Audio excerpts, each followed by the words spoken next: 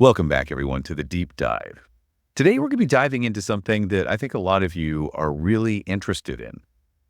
We've gotten a lot of questions about ADHD and daydreaming, so we're going to try to unpack that for you today. We've got some really interesting excerpts from the careclinic.io podcast, an episode called The Impact of ADHD Daydreaming, and we are ready to dig into the good stuff. Yeah, I'm excited about this one. Me too. It seems like a lot of you are really curious about how ADHD and daydreaming are connected and what it all means for people. So let's get right into it. Let's do it. So first things first, what exactly are we talking about when we say ADHD?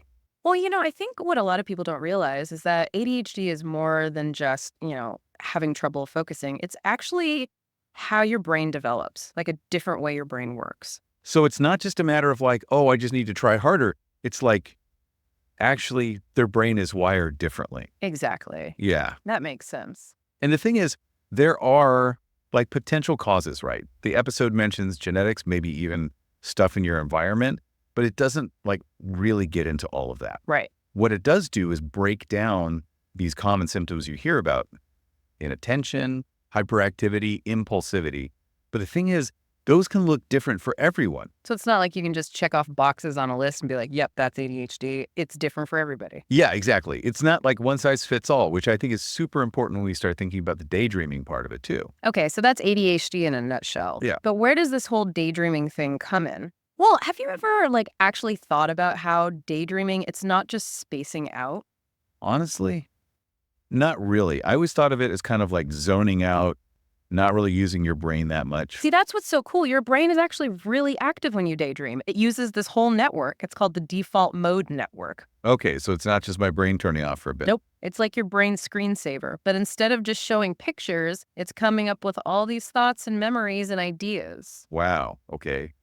So is it different, like daydreaming about, I don't know, winning an award versus like stressing about a work deadline? You're totally onto something there. That's mine. The episode talks about how different parts of your brain are working depending on what you're daydreaming about. So there are like different flavors of daydreaming going on up there. Tell me more about that. So different flavors of daydreaming, huh? It's wild. But what happens when you bring ADHD into the mix? Does it change how daydreaming works? That's the million-dollar question, right? Mm-hmm. The podcast actually suggests that for some people with ADHD, daydreaming might be a way to cope with focus challenges. Oh, interesting. So it's like their brain's finding a way to create these escapes, these little internal worlds to deal with all the input. You could say that, yeah. But it's definitely not a universal thing. Like every single person with ADHD uses daydreaming this way. Remember, ADHD looks different for everyone. There's still a lot more research to be done on that connection, but it's pretty fascinating stuff. What's really interesting is how daydreaming itself might be different for someone with ADHD.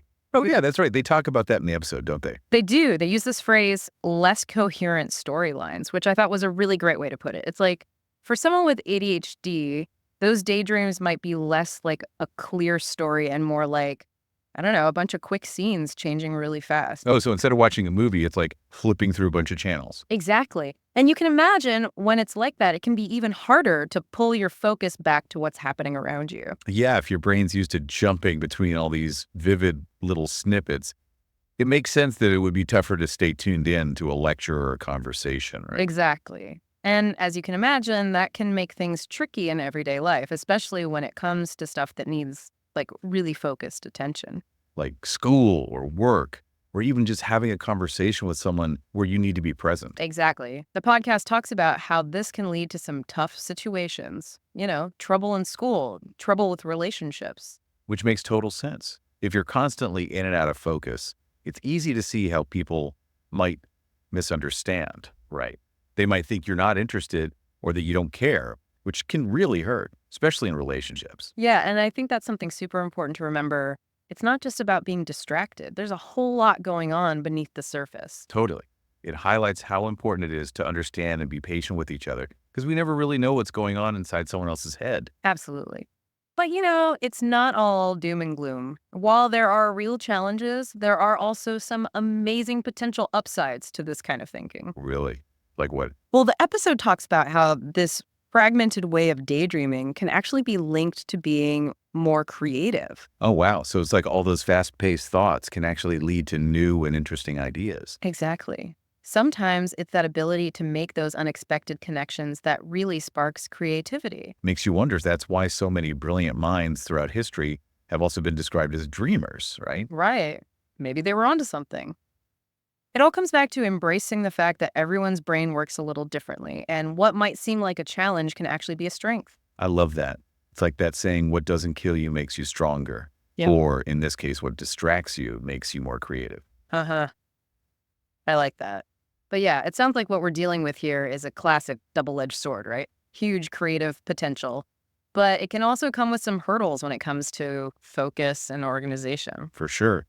So what do we do about it? Are there ways to like manage those challenges and maybe even harness that creativity? You bet there are. The careclinic.io episode actually dives into some practical strategies, and I think that's what we should explore next. Ready to get tactical? Let's do it. I'm all ears. Yeah. All right. So let's talk strategy. What can people actually do to manage these challenges? Well, the podcast breaks it down into three main categories, which I thought was helpful. Okay. I'm all ears. What are they? So, first up, you've got behavioral strategies, like actually changing things in your environment to make focusing a bit easier. Okay. So kind of like setting yourself up for success. Exactly. And one of the things they specifically mention is using structured schedules. That makes a lot of sense. Hmm. If someone with ADHD has all this energy and these bursts of focus, having a plan for where to direct that could be huge, right? Right. It's like instead of having this big chunk of time that feels overwhelming, you break it down into smaller chunks with a clear purpose for each one. So it's about working with how your brain naturally functions, not trying to force it into a box that doesn't fit.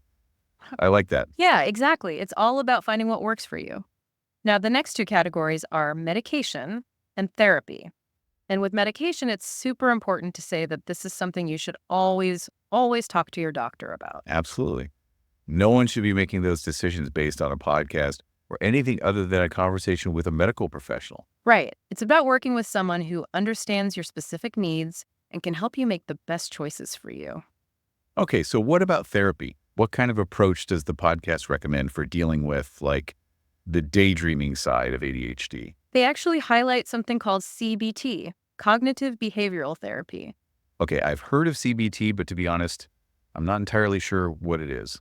Can you break it down for me? Sure. Basically, think of CBT like training for your brain. It's about learning how to spot those negative thought patterns that can really trip us up, Yeah. and then finding ways to challenge them. Okay, so like if someone's telling themselves, oh, I'm always so distracted, I'll never get anything done, CBT can help them shift that. Exactly. It's about replacing those thoughts with ones that are more, helpful and realistic.